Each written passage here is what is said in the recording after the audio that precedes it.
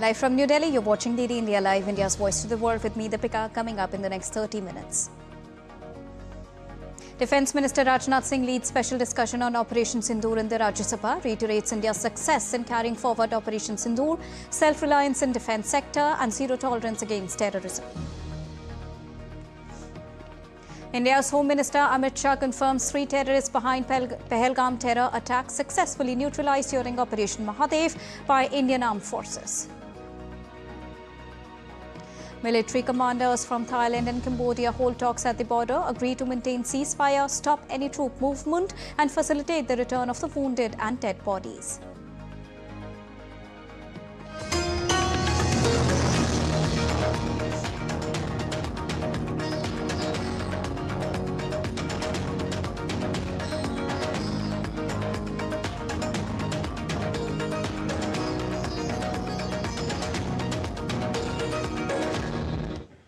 Good evening to all the viewers joining us at this evening broadcast. To begin with the latest, India's Defence Minister Rajnath Singh participated in a discussion on Operation Sindoor in the upper house of the Indian Parliament. In his address, the minister stated that the Indian forces have successfully avenged the Pahalgam terror attack by eliminating the 3 terrorists responsible for the gruesome act. Pahalgam में हुए आतंकी हमले के बाद की गई जांच में हमारे सिक्योरिटी एजेंसी को कई महत्वपूर्ण सुराग मिले थे, जिनके आधार पर पूरे इलाके में काउंटर टेररिस्ट ऑपरेशन चलाया गया और इन आतंकियों के पास पाए गए हथियारों की फॉरेंसिक एनालिसिस भी की गई है, जिससे यह पूरी तरह से स्पष्ट हो चुका है वे वही हथियार हैं जिनका इस्तेमाल पहलगाम में हुए आतंकी हमलों में किया गया था। हमने यह करके दिखा दिया, तीनों आतंकवादियों को मार गिराने में हमारी सेना और सुरक्षा बलों ने कामयाबी हासिल की। Defence Minister Rajnath Singh underscored that Operation Sindoor was conceived to destroy terrorist hideouts and to send a clear message that India maintains zero tolerance against terrorism. संदेश देना था कि भारत आतंकवाद के खिलाफ जीरो टॉलरेंस रखता है। सभापति महोदय, ऑपरेशन सिंदूर का ओवरऑल पॉलिटिको मिलिट्री ऑब्जेक्टिव यह था कि आतंकवाद के रूप में प्रॉक्सी वार लड़ रहे पाकिस्तान को सजा दी जाए। इसी वजह से आर्म्ड फोर्सेस को पूरी आजादी दी गई थी कि वो अपने टारगेट खुद चुनें और उसका करारा जवाब दें। In a significant achievement for the Indian forces, the terrorists behind the dastardly 22nd of April attack on the tourists in Jammu and Kashmir's Pahalgam have been neutralized by security forces in Kashmir. Speaking in the lower house of the Indian Parliament during special discussion on Operation Sindoor, Home Minister Amit Shah informed that all the 3 Lashkar terrorists who carried out the Pahalgam attack were killed by the security forces under Operation Mahadev. Amit Shah informed that in a joint operation, the Army, CRPF and Jammu and Kashmir Police have neutralized the 3 terrorists who were responsible for killing innocent civilians in Basiran Valley.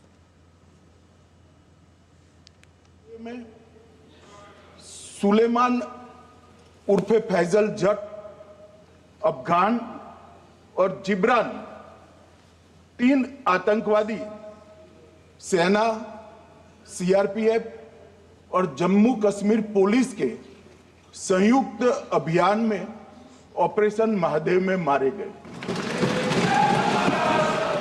ये जो सुलेमान है, ए श्रेणी का लश्कर तोयबा का commander था पहलगाम हमले में और गगनगिर आतंकी हमले में वो लिप्त था। इसके ढेर सारे सबूत हमारी एजेंसियों के पास है।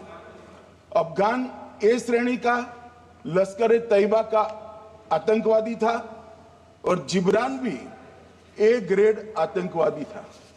और माननीय अध्यक्ष जी, मैं सदन को और सदन के माध्यम से पूरे देश को बताना चाहता हूं, जिन्होंने बैसरन घाटी में हमारे प्रवासियों को, नागरिकों को मारा था, ये तीनों आतंकवादी ये थे और तीनों मारे गए। Further, Home Minister Amit Shah said NIA arrested those who sheltered terrorists. NIA ने पहले से ही इनको जिन्होंने आसरा लिया था वो लोगों को गिरफ्तार कर रखा था, उनको खाना पहुंचाने वाले लोगों को अपने कब्जे में रखा था। तो जब आतंकवादियों के शव श्रीनगर आए, इनसे पहचान कराई गई, 4 लोगों ने पहचान लिया, यही 3 लोग थे जिन्होंने पहलगांव में आतंकी घटना को। मगर हमने जो आतंकी घटना स्थान से कारतूस मिले थे, वो कारतूस का एफएसएल रिपोर्ट पहले से करा कर रखा था और चंडीगढ़ सेंट्रल एफएसएल के अंदर बैलिस्टिक रिपोर्ट के आधार पर उनका रिपोर्ट तैयार था। जब ये कल आतंकवादी मारे गए, इनकी 3 राइफलें पकड़ी गई, एक M9 अमेरिकन राइफल थी और 2 AK-47 राइफल थी। जो कारतूस मिले थे वो भी M9 और AK-47 के भी थे, मगर हमने इससे भी संतोष नहीं माना। ये राइफलों को एक विशिष्ट विमान के द्वारा कल रात को 12 बजे चंडीगढ़ पहुंचा गया और पूरी रात फायरिंग कर इसके भी खाली खोखे जनरेट किए गए। 2 खोखों का मिलान किया गया, राइफल की नाली और निकले हुए खोखों का भी मिलान हो गया। तब ये तय हो गया कि इन्हीं 3 राइफलों से हमारे निर्दोष नागरिक मारे गए। Participating in the discussion on Operation Sindoor in the lower house of the Indian Parliament, Congress MP Priyanka Gandhi Vatra paid tribute to the Indian soldiers and praised their valor.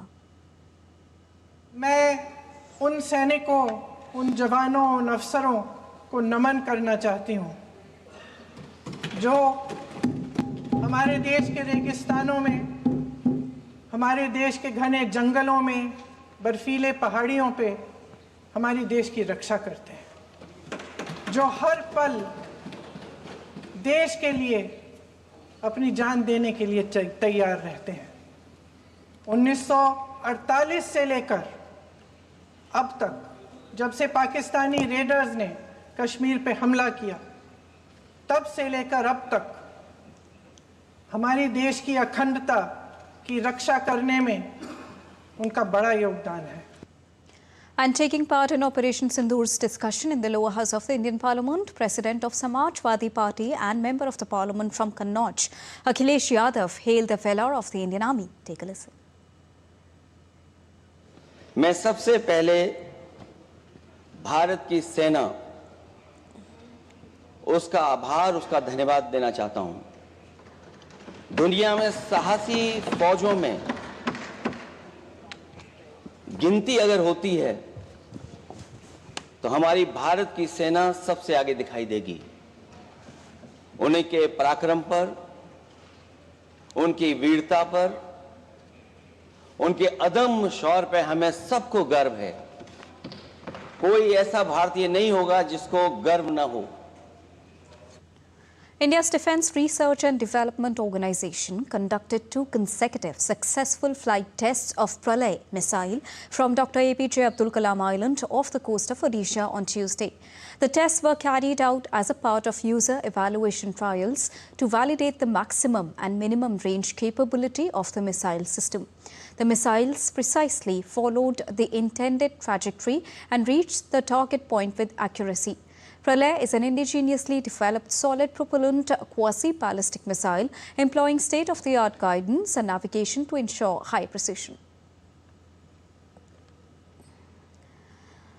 Well, India is celebrating the 5th anniversary of National Education Policy today, coinciding with which Ministry of Education organized the Akhil Bharatiya Shiksha Samagam in New Delhi on Tuesday.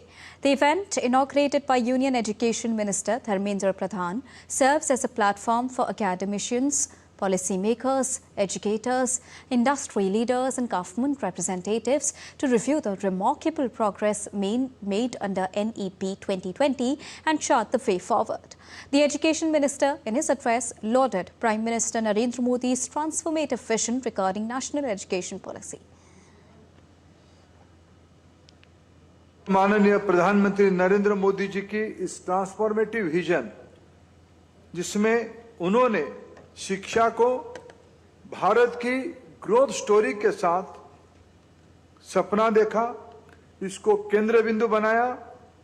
आज हमारे सामने लक्ष्य है 2047 विकसित भारत की ओर जाते हुए national mission के नाते एनईपी 2020 हमारी पैथवे बनी हुई है, जिसमें एक्सेस, इक्विटी, क्वालिटी, अफोर्डेबिलिटी और अकाउंटेबिलिटी के 5 पहिया के आधार पे एक वाइब्रेंट, इंक्लूसिव और फ्यूचर रेडी एजुकेशन सिस्टम बनाने के लिए हम सब लोग लगे हैं।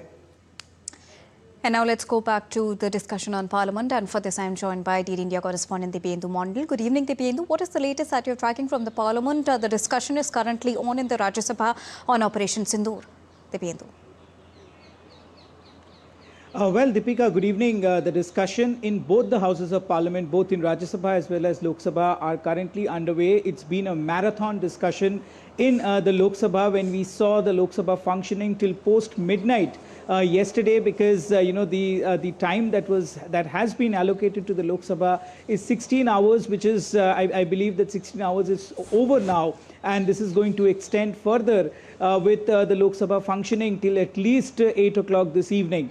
So therefore, the discussions are on the special. This is in fact a special discussion on Operation Sindoor, where both the houses had agreed to have this special discussion, and in fact today afternoon, Rajnath Singh began the discussion in the upper house with his statement on Operation Sindoor, like he did in the Lok Sabha yesterday. Of course, this is an extremely important discussion where political party leaders cutting across all political parties are being given a chance to express their views on the floor of the house. In fact, in both the houses, we have seen a battery of speakers from different political parties expressing their opinion and laying out their facts on the floor of the House. We saw today, Amit Shah, the Union Home Minister, speaking at about 12 p.m. this noon, giving out the fact about yesterday's Operation Mahadev, and that finally through this Operation Mahadev, the terrorists that were responsible for that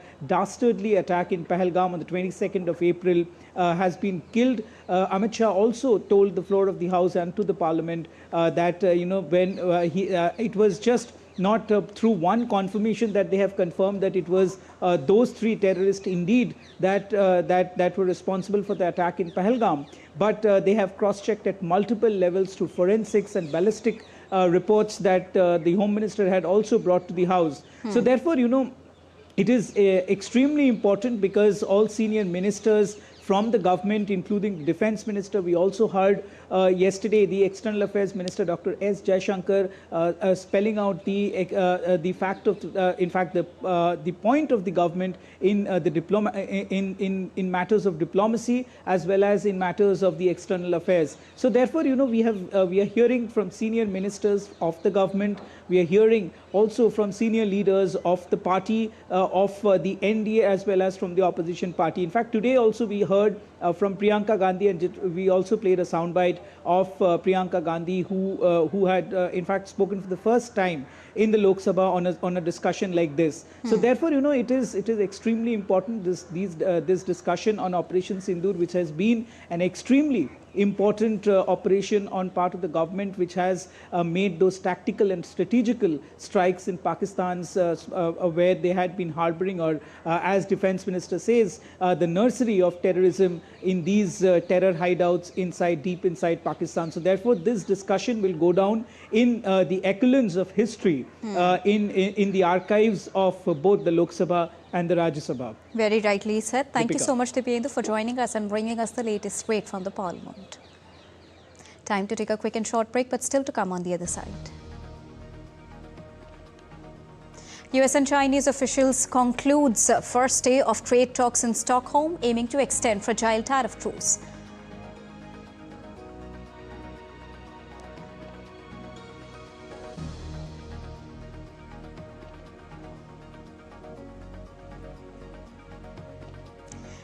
And now let's go live across to the Parliament, where Minister Anupriya Patel is currently addressing the parliamentarians. संकट की इस घड़ी में हमारे प्रधानमंत्री जी ने पूरे धैर्य और संयम के साथ काम करते हुए सही समय पर सही कदम उठाने की एक फुल प्रूफ योजना बनाई और ऑपरेशन सिंदूर को उसके अंजाम तक पहुंचाया। भारत आतंकवाद के प्रति जीरो टॉलरेंस की नीति अपनाता है, और इसलिए हमने जब पाकिस्तान पर हमला किया तो केवल हमने आतंकी ठिकानों को निशाने पर लिया, लेकिन भारत की कार्रवाई से बौखलाए हुए पाकिस्तान ने हमारे नागरिक क्षेत्रों पर, हमारे सैन्य ठिकानों पर हमला करते हुए पूरी दुनिया के सामने अपने आप को एक्सपोज करने का काम किया। और भारत की कार्रवाई से डरे हुए पाकिस्तान ने घुटने टेक कर भारत से संघर्ष विराम की भीख मांगने का काम किया है अध्यक्ष जी। तब हमारी सरकार ने संघर्ष विराम की घोषणा की है और यह भी कहा है कि अब यह ऑपरेशन सिंदूर सिर्फ एक विराम है, पूर्ण विराम नहीं है। और भविष्य में अगर पाकिस्तान अपनी हरकतों से बाज नहीं आया तो इस बार तो उन आतंकियों के जनाजों पर रोने के लिए कुछ लोग बच गए थे, अगली बार उन जनाजों पर आंसू बहाने वाला भी कोई नहीं बचेगा। अध्यक्ष महोदय, मैं बार बार एक ही बात सुन रही हूँ, हमारे विपक्ष के मित्र कह रहे हैं कि अमेरिका के राष्ट्रपति ने ऐसा कहा वैसा कहा। मुझे बहुत ताज्जुब होता है कि मेरे विपक्ष के मित्रों को अपने देश के प्रधानमंत्री क्या कह रहे हैं उस पर भरोसा नहीं है, मेरे विपक्ष के मित्रों को दूसरे देश का राष्ट्रपति क्या कह रहा है उस पर भरोसा है। यानी प्रधानमंत्री जी ने फोन पर 2 टूक कहा कि भारत ने अपनी शर्तों पर संघर्ष विराम किया है, लेकिन इन्हें उस पर यकीन नहीं है। कल को अध्यक्ष जी, कल अगर अमेरिका के राष्ट्रपति कहेंगे कि भारत में सूरज पश्चिम से उगता है तो हमारे विपक्ष के मित्र ये भी मान जाएंगे। मैं विपक्ष के साथियों को कहना चाहती हूं कि भारत ने अपने रक्षा की क्षमता को अपग्रेड किया और इस ऑपरेशन सिंदूर के दौरान हमने advance super technology non contact war equipments को यूज किया, जिसमें एक था S-400 मिसाइल इंटरसेप्टर। अध्यक्ष जी, इसका सप्लायर रशिया है और मैं विपक्ष के मित्रों से कहना चाहती हूं कि अमेरिका ने हमें टेक्नोलॉजिकल सैंक्शंस की धमकी भी दे डाली और कहा कि भारत इसको ना खरीदे, लेकिन ये देश के प्रधानमंत्री श्री नरेंद्र मोदी हैं जिन्होंने कहा कि देश की रक्षा के साथ किसी भी प्रकार का कोई समझौता नहीं होगा, किसी के दबाव में आने वाली ये सरकार नहीं है। और हमने S-400 को खरीदा, ऑपरेशन सिंदूर को उसके अंजाम तक पहुंचाने में इसने एक महत्वपूर्ण भूमिका निभाने का काम किया है। अध्यक्ष जी, मैं बार बार अपने विपक्ष के मित्रों से सुन रही हूं, वो कह रहे हैं कि विदेश नीति फेल हो गई। ये किसकी भाषा है? ये भाषा पाकिस्तान की है। वो बार बार ये बात कह रहा है कि भारत की विदेश नीति फेल हो गई और मुझे ताज्जुब होता है, मेरे विपक्ष के मित्र भी वही बात कहते हैं। और जब ये हमारे भारत विरोधी ताकतों की भाषा बोलते हैं तो मैं कहती हूं ये रिश्ता क्या कहलाता है। अध्यक्ष जी, अभी मुझे थोड़ा बोलने दीजिए। अध्यक्ष जी, ये कहते हैं कि सर्वदलीय डेलीगेशन भेजे आपने, क्या हुआ? उन डेलीगेशन में तमाम दलों के हमारे एमपीज गए थे और कांग्रेस पार्टी से मैं कहना चाहती हूँ इनके 3 वरिष्ठ नेता, 2 सांसद, 1 वरिष्ठ नेता उसमें गए, मैं नाम नहीं लेना चाहती। और उन्होंने कौन सा गुनाह किया? उन्होंने केवल अंतर्राष्ट्रीय मंच पर पाकिस्तान को कटघरे में खड़ा करने का काम किया। भारत की जो टेररिज्म के खिलाफ नीति है उससे दुनिया को अवगत कराया, लेकिन इन्होंने अपने उन तीनों नेताओं की लानत मलामत करके रख दी। आज इन्होंने उनको किनारे लगा दिया। इनके एक नेता मौन हो गए। एक नेता कहते हैं कि भारत का रहने वाला हूं, भारत की बात सुनाता हूं, और एक नेता कहते हैं is it so difficult to be patriotic in this country. ये हालात है इस कांग्रेस पार्टी के अध्यक्ष जी। और मैं इनको याद दिलाना चाहती हूं कि जब संयुक्त राष्ट्र में कश्मीर का मसला उठा था तब भी भारत की सरकार ने, माननीय नरसिंह राव जी की सरकार ने एक डेलीगेशन भेजा था जिसका नेतृत्व वाजपेयी जी ने किया था और वहां उन्होंने भारत का साथ दिया था, भारत की आवाज को रखा था और उनकी पार्टी ने उनके साथ किनारा नहीं किया था। ये हमारी विदेश नीति है। और मैं अपने विपक्ष के साथियों से कहना चाहती हूँ अध्यक्ष जी कि जिस विदेश नीति के फेल होने की बात आप कर रहे हैं, उसी के चलते टीआरएफ जैसी संस्था को प्रतिबंधित किया गया है, उसे ग्लोबल टेररिस्ट ऑर्गेनाइजेशन घोषित किया गया। अध्यक्ष जी 5 मिनट, 5 मिनट अध्यक्ष जी 5 मिनट, मैं जरूरी बात कह रही हूँ अध्यक्ष जी 5 minute. All right, there you saw the minister talking about Operation Sindoor. The discussion is currently on both the House of the Parliament. Shifting focus. Now, Thai and Cambodian military commanders agreed not to reinforce troops along their disputed border, following a ceasefire deal that was brokered in Malaysia on Monday. Cambodian official, Director General of the Commission on Foreign Affairs, confirmed the commitment to maintain the truce, halt troop movements and facilitate the return of the wounded and dead. The agreement reached during talks at the border aims to stabilize the region after clashes killed 40 and displaced 300,000. As per the outcome of the meeting, both the sides plan to establish 4-member teams to address issues with calls for international ceasefire monitoring. South Korea's new foreign minister met Japan's Takeshi Iwaya in Tokyo on Tuesday. This marks Yu's first official trip since taking office this month. Both of them expressed hope for stronger Japan-South Korea ties, with Cho proposing resumed shuttle diplomacy. Iwaya emphasized stable expansion of mutual understanding.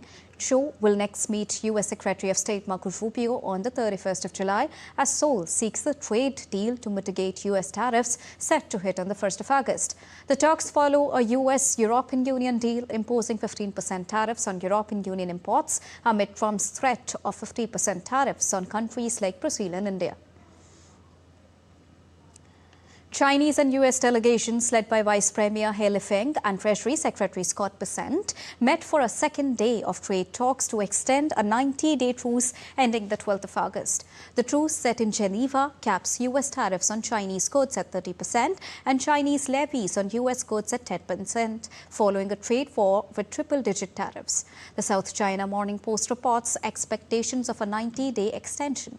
This follows a U.S.-European Union deal setting 15% U.S. tariffs on European Union imports. Trump threatens 50% tariffs on Brazil and India unless trade deals are reached. U.S. President Donald Trump and UK Prime Minister Keir Starmer met at Trump's Turnberry Golf Club, praising the US-UK special relationship. Now, over 72 minutes, they discussed trade, Gaza food centers and a Ukraine ceasefire deadline set for the 7th or the 9th of August. A major takeaway of the talks between the US President and Prime Minister was the announcement made by Trump of reducing an earlier 50-day deadline. And now let's go across to the Parliament once again as Rahul Gandhi is currently addressing the parliamentarians. Painful subject. I start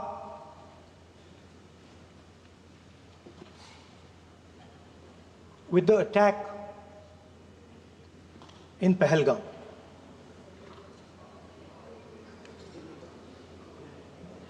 A brutal attack, heartless attack,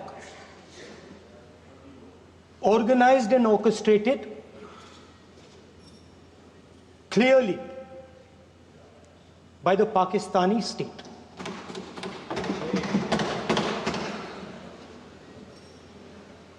Merciless,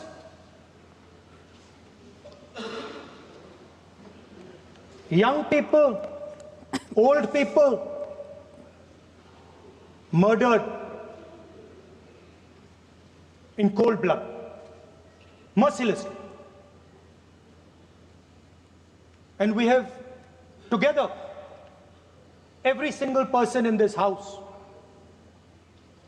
condemned Pakistan.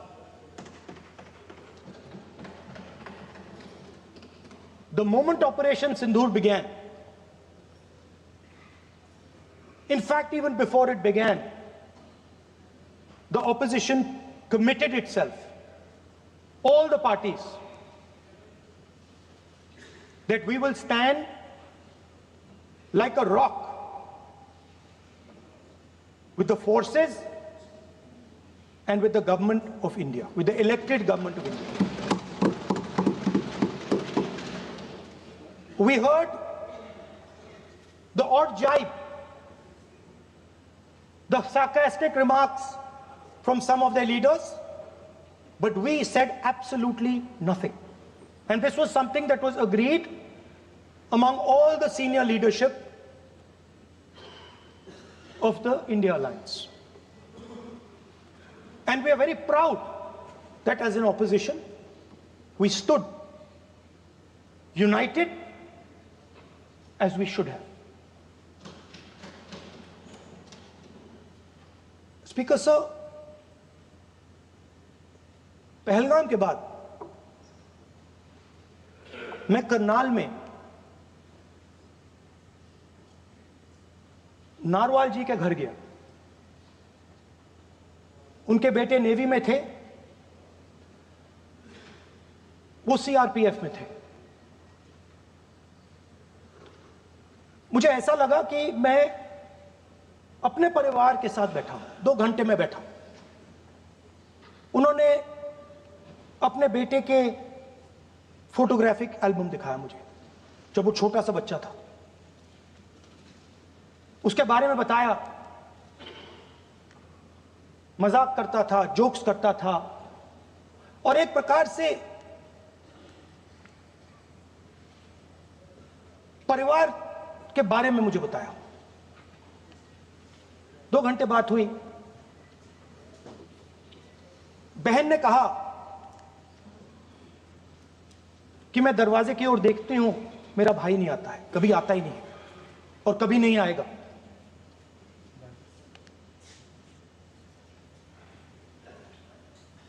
उसके बाद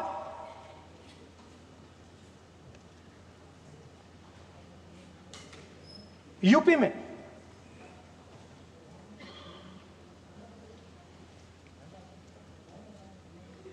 दूसरे परिवार से मिला।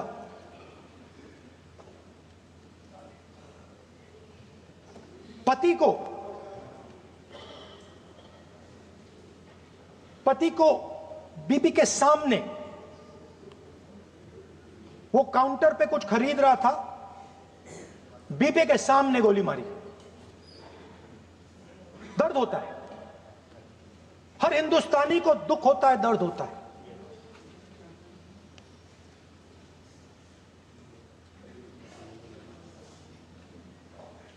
जो हुआ गलत हुआ, सबने कंडेम किया। स्पीकर सर,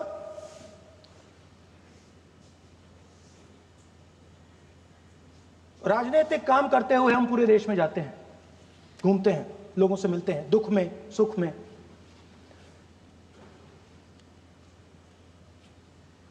जब भी मैं फोर्सेस के किसी भी व्यक्ति से मिलता हूं, जैसे ही मैं हाथ मिलाता हूं, और ये आपको भी फील हुआ होगा,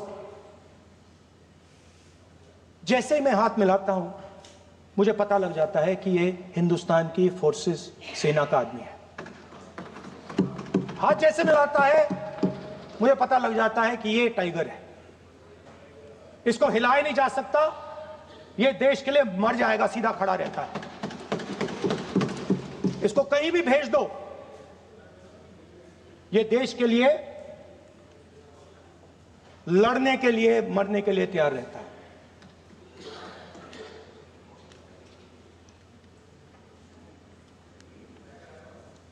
सर, टाइगर।